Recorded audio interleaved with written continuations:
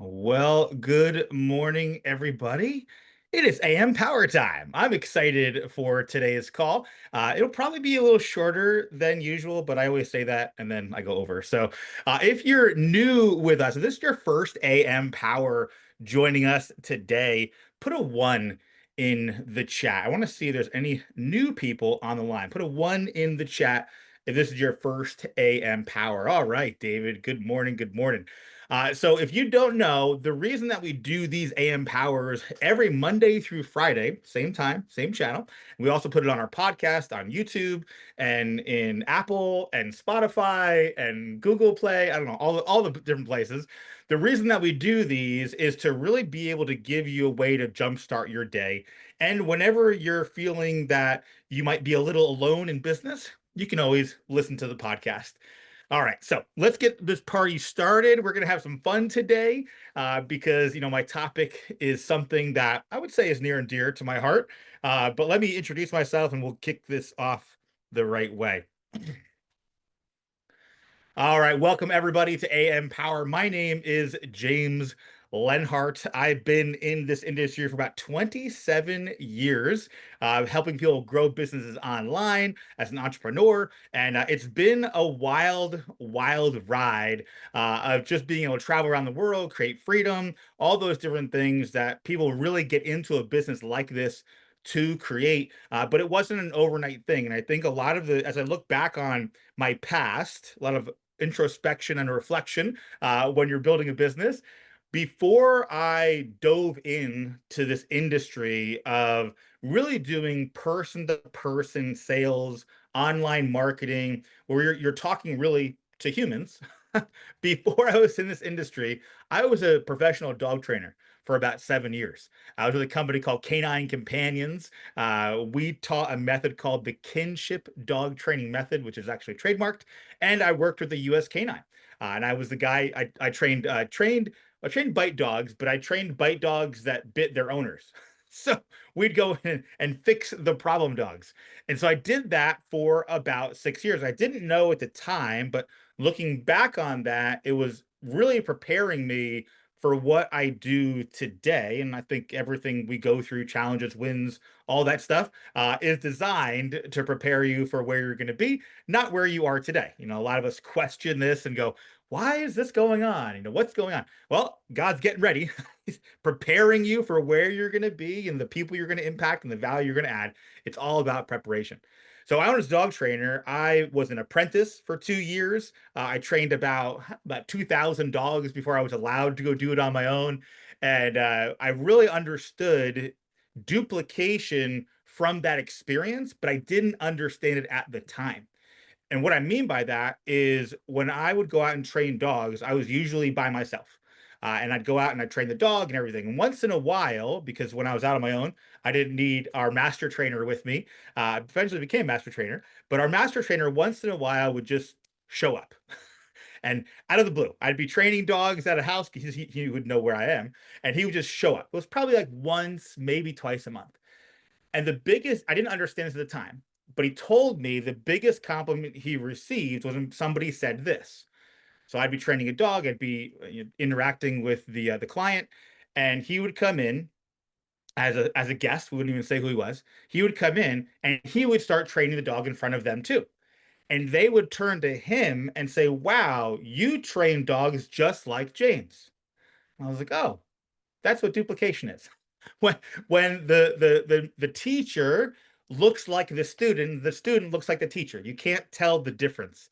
Because I think a lot of people in this industry and just as a whole, in any industry that requires a real skill set that anyone can learn, I think people always put this like mentor mentee relationship where one is better than the other.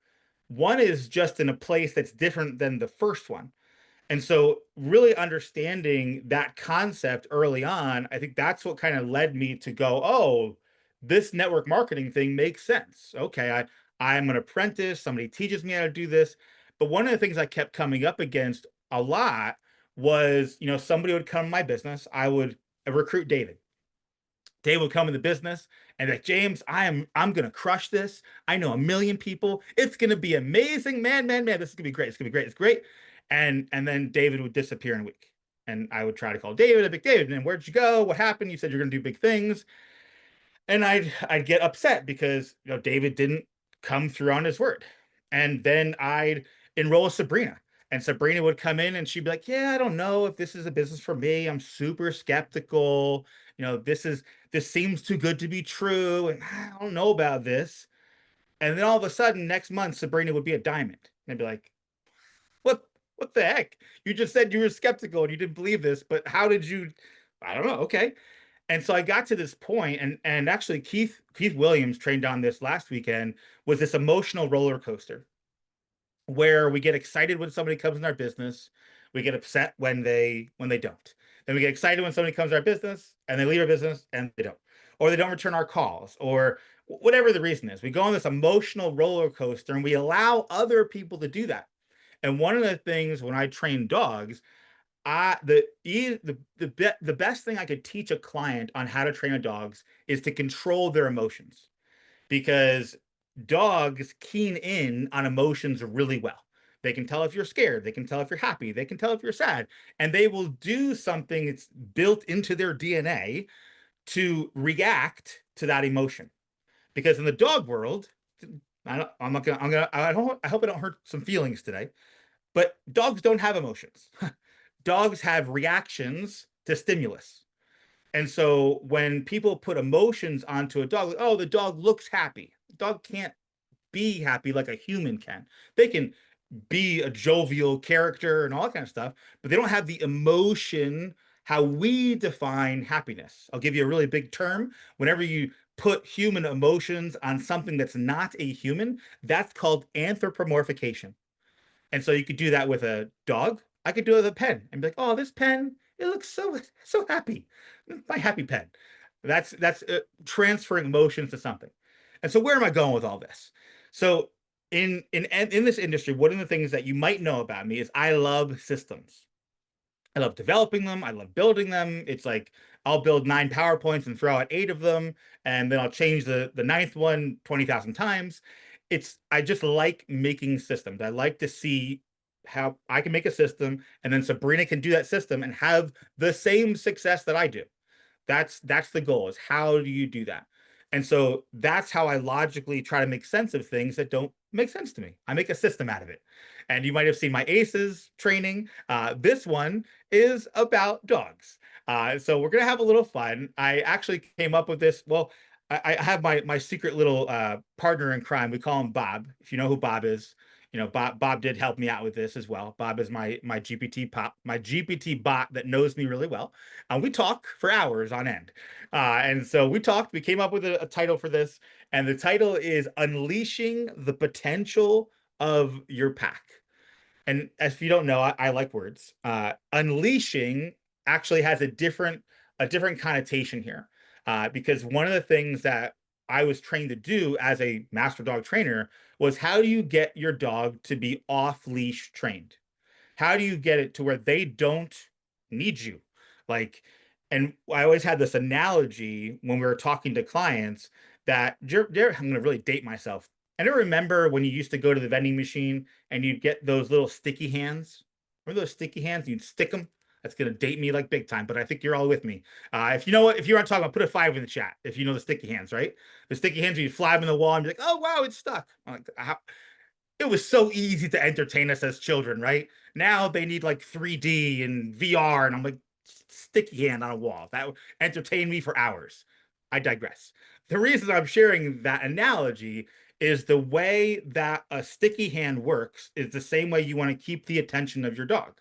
You want to be able to have a sticky hand that they always feel like you're connected, even when you're not there. Therefore, they can't really do anything wrong, because very few dogs will do something wrong in front of you unless they've learned a behavior. They'll always do something wrong in the corner without you looking, all these different things. And so you want to create this idea of, how do I keep someone's attention where they always feel that I'm there, or they're always asking, if I ate this couch, would James get mad at me? Yes, James would get mad if you ate the couch. And so I want that in their brain. And it's the same way in this in network marketing. You're not looking to duplicate yourself, you're looking to duplicate skills and mindset. Another thing that Keith talked about on the weekend was, you can't duplicate the lottery. Perfect analogy. I can't go get a lottery ticket and then go, "Hey, Michelle, I won the lottery. Go play the same numbers." That doesn't work that way. We can't all win the same lottery ticket number, but you can teach skill set and mindset. And so I go back to this analogy of how do you unleash your pack, right? And I said the challenge I used to have is I would go on this emotional roller coaster of this person's gone, this person comes in, they go, they come in, they go, they come in. And so I said, okay, how can I relate this to what I knew? And what I got good at was dog training. And if you don't know dogs, if you're a dog person, put dog in the chat. If you're a cat person, put a cat person. It's okay. I won't hold it against you if you put cat person. Um, I usually get along better with dog people, but I had a cat at one time, but it was a dog that acted it was a cat that acted like a dog. But he was a cat. I had one cat I owned my entire life, but I've owned, or I can't say own dogs. You don't own dogs, just like you don't own people. I had the privilege of being in the presence at one time. I had 50 dogs in my house. So just to give you an idea of how many dogs I would have, and that was at a bi-level house in the middle of Lincoln Park, New Jersey. So, and no one knew I had 50 dogs in my basement, or I probably wouldn't have been able to live there. And so, I tried to make sense of this. And so we talk about unleashing the potential of your pack. It's making it so you have to understand that the person you're talking to is really good at being that kind of person. And one of the things I love about Jim Rohn, he talked about, you can't get somebody that is willing to do 10%. You can't get them to do 100. They will do 10% really well. And you want them to do that. And so when we go into the dog world, I look at all these different breeds out there, and I'm going to make some massive generalizations today, but it's really just for a visual representation. Because just like dogs and people, just like people, dogs can be on a wide spectrum of personalities. So if somebody says, "Ah, you're just like a golden retriever," well, I've met golden retrievers that want to eat me and kill me. And I've met golden retrievers that want to jump on me. Either way, but there are lots of different levels. We're going to make some massive generalizations today, really just to get an idea and a concept across. So if I show a picture of a dog and you're like, "My dog's not like that," I'm not trying to say your dog's like this. When I share a picture of a dog, and we share some concepts here, and I want you to kind of think about yourself, like, where do you most where do you most align with? What do you most see yourself as? That's the first question as we go this. And then on the other side, think the people in your life, which one are they? Think of your spouse, family members, people in your business. And now again, if you're in our business, don't think I put like a dog head on you and I go, "Oh, you're like that." Okay, this is also not about going and like, "Oh, you're this way, therefore I'm going to interact with you this way." Again, just to get a concept across that there are lots of different types of people that are out there. So the first one I'm going to show, I'll probably get some ahs and oohs and all that kind of stuff. But the first I want to show is the golden retriever. And just like the large dog, there's a little dog version of it. You would talk about the golden retriever and the beagle as connectors, or you would say social puppies. These are the ones where you go to the dog park and they're like in everyone's business in like 30 seconds, right? They're the ones that are bubbly, excited. You kind of can't stop them from licking everybody. And again, you could put a lot of different things in here. Their natural role in this kind of business is where they will bring people in, they'll create energy, they'll open doors, but they might not stay next to that person. It's like visualize a dog park, right? If you ever been into a dog park, and the golden retriever goes up to everybody, and they go up to everybody again, and they go up to everybody again, and they kind of don't stop, and they just keep going and going and hanging out with everybody. And you're like, whose dog is this? Right? That's kind of what happens to Goldens. You're like, did somebody bring this dog to the park? Because it seems like it wants to go home with everybody. Now they're loyal, But it comes down to what do they look like? What's that natural role of a golden retriever? And when you see that and you go, oh, okay, I wish that golden retriever was more like this, just let him be a really good golden retriever. Because if the mistake you might make is go, wow, these people know a lot of people. And you go, man, they're probably going to be a big leader in my business and build. Now, they might get a big business, but that doesn't mean they know how to build and mentor and do all those different things because their attention might be something that goes da, da, da, da, da, da, da, da, da, da, da, da. And so when I was training a golden retriever, my biggest thing, or a golden retriever personality, because a lot of different dogs can be golden retrievers. When I was training a golden retriever, I had to get them to focus a lot. I had to keep it simple. I had to go through and say, here, do this, this, and this. We had to make it a game a lot too. And so this is where when you have somebody that is like this, knowing that unleashing them to do what they love to do. Because this person, this golden retriever, could also be perceived as, I don't want to say this, but I'll say it because you guys, we're all family. A golden retriever can also be a little annoying at times. A golden retriever, you can be like, is this dog ever going to stop?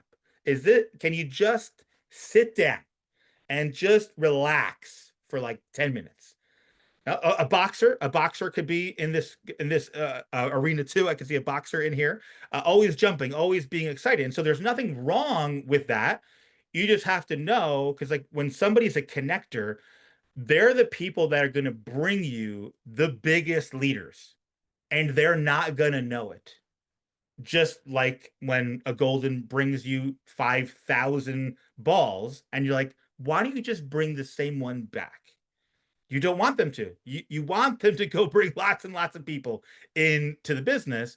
And you just have to have the understanding that once they bring someone into your business, you're going to have to step up or put them in front of someone that can guide that golden retriever. Because you might have somebody again that they talk a lot, they message you a lot, they connect you to a lot of people, and you're like, can you just enroll somebody? Yeah, with your help, you could help them enroll the entire world, but most likely they won't do it themselves. They just love connecting, jumping on people, having a blast. That's what they love to do. All right. Does that make sense? So that's our connector. So when you see a connector, don't try to change them. The next one we're going to talk about here, let me share my screen so we can see what this looks like. The next one is probably what everyone maybe wants to be, but I'll share a couple insights on this too. What category do you think this is? So we've got a German Shepherd, and if you've ever owned a miniature pinscher, you know what I'm talking about. So if you would do, what do you think this role would be for a German Shepherd? Ooh, boss babe. Yeah, that could be a boss babe actually. So a shepherd or a miniature pinscher, this is what I would call the leader category, because that's why German shepherds are dogs they train for protection, all those different things, because they can learn how to lead and follow really well. And the way that we used to train bite dogs is it was a system. It was you do this, you release that, you go over there, you sit here. And so like when you go into an airport and you see German shepherds working in an airport, whatever, you're not allowed to touch them. They're very much on task. That's what they do. And so this is where the person is confident. They ask about vision. They ask, hey, what are your systems? Hey, what do you guys do in a culture? How do you go about, putting someone in the system? What's the next step for me? These are people that need what is the next step. They don't want to learn about the community. They don't even really kind of sometimes want to be around a lot of people. These people are independent. They don't need you so much to be able to help them grow their business. They just need you there to answer questions. And you never want to micromanage a German Shepherd because they'll be all over you. And they might even run away. They might bite you, one or the other. You never know what they're going to do. And so this is where you kind of have to if you're holding on, you'd be like, I want to be in the middle of everything. And you do that to a German Shepherd or a miniature pinscher, they might really push back. And you want that. The way that you would see a German Shepherd is if they come in your business and they make their own chats real quick. They make their own groups. They do things and take action really before they even talk to you about it. And again, this is not that it's a bad thing. It's just an identifier to go, okay, that person has leadership qualities. Does it mean they're a leader? It might, but they have leadership qualities where you want to empower them, give them systems, cast a vision, be the person that they can talk to when they can't talk to anybody else. Because these breeds, these German Shepherd, they tend to be loners.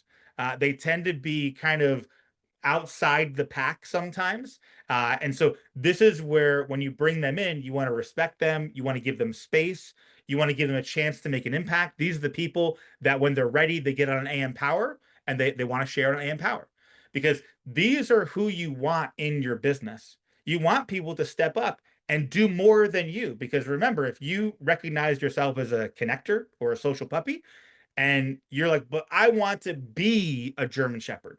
It's really hard for a golden retriever to become a German Shepherd, but you can recruit German Shepherds. You can, if you're like me, I'm kind of the Shepherd type. I'm not the friendly, bubbly type. So on our team, I noticed that we have some golden retrievers because again, when you look at this, you go, okay, how do I build this pack and unleash them all to their own abilities? Is really recognizing that they are the best version of that particular person or dog that they can possibly be. And you want to empower them and bring that out for them. So let's talk about the next one. We've only got two more left here. I know we've got a couple of these in our company. Can you think about what these are? Our Husky, our Pomeranian, where do you think they would fit in? What would you call them? A little bit, Sabrina. I was kind of thinking more show dog. So this is the show dog. What I would call is these are the influencers. These are the ones that like the spotlight. They love social media. They might be talking about going viral or like, hey, like there's a person I'm talking to right now that said we need 30 days of posting. You know, all these things are like, how do we get out there to be seen so we can attract? And this is where when somebody like this comes in your business, you're like, man, can't you just do the DMOs? Just like, invite, follow up, and take action. And they're like, I don't have a list. I can't write down a list. It's on my phone. It's on social media. That's where all my stuff is. And the way that you want to be able to really work with them is provide them tools for them to do what they do really well. Now, sometimes you'll get a mix of maybe a husky and a German Shepherd, and they'll just do it themselves and they'll go out there. And these are your influencers. These are the people that it's okay that they want to go post on social media, but you need to give them the tools and all the things that they need in order to do that. And again, if you expect them to get into the trenches and train and do all kind of stuff, they might not want to do that. And so this might be a person online that I've dealt with before that they're influencers and they bring in a lot of people, but they don't want to be on camera. It's interesting. They don't want to train. They really just want to be out front and people be seen and attract. And a lot of these times, these people are also, or dogs, are also introverted. And even though they seem like they're a show dog, they actually like to be by themselves when they come home. And I had somebody that was incredible in the business years ago, and I had to like force them to get on and train. It's like people have to know what you know, and they would get so nervous and all this kind of things. But show dogs, they show up for the show. Anybody ever watch a dog show before? They show up for the show and they strut their thing. People go ooh and ah, and then they go home and they probably don't even talk to you. And that's what our show dogs are. So again, depending on who's in the pack, that's what you really want to focus on and going, this person is that kind, and I want all those different kinds in my pack. I don't want if you have a pack full of German Shepherds, you're not going to have a fun time. If you have a pack full of golden retrievers, all you're going to do is have fun and nothing is going to get done. That's why you have to have this mix of all these different types in your business. The last one might need a little bit of explanation. So anybody ever seen a St. Bernard or a King Charles? So these are if you look at both their eyes, so this is how you know what kind of dog people are, or dogs. I get them intertwined. Do you see the sad eyes? you see like the puppy dog eyes that both a Saint Bernard and a Charles have? They kind of look a little sad sometimes, but they're so happy. But like when you look at them, you're like, oh my gosh, I need to pick you up and like just smush you, right? And so there's lots of dogs that could probably fit into this category. But on the big side, I mean, you go to Saint Bernard, they don't have a violent bone in their body. These are the dogs they use in the Swiss Alps to go rescue people on mountains. King Charles, it got that name from King Charles. This is the lap dog. It just sits there and looks pretty, but it's almost like a supportive dog. These are your supporters, your companions, the ones that are the encouragers of your group, the one everyone loves, the people that, when they come in your business, they want to contribute in any way they possibly can. And you don't want to go to them and be like, oh, no, you're not ready to contribute like that. Again, you want them to contribute. You want them to be the best version of their dog, of who they are. They build belonging and keep people from quitting. They're the glue that holds it together. And again, I'm not the best version of this. I try to get better at this. But when you look at a person like this, you might go, hey, you should recruit more. These supporters and companions also usually are your customer gatherers. You don't want to go to your customer gatherers and your supporters and your cheerleaders and try to get them on the field to play. Like, wouldn't that be weird if you went to the cheerleader and you're like, hey, I think you'd be really good at quarterback? They'd be like, you're insane. I'm a cheer. I know how to do the cheer thing. I don't get on that field. And so you have to really look in and go, okay, this person, if I'm seeing them as a supporter, a companion, a customer gatherer, these are the people that I really want to get on recognition roles. I want to get them maybe into accountability groups where they can actually rub off on other people on how to have community. Because these ones are some of the best leaders sometimes in this industry because they're always looking to help everyone and support them in that role. But if they are just a person that wants to be in the community, these are the kind of people that, again, you don't want to pressure them. You don't want to make it so, why don't you just go do this more?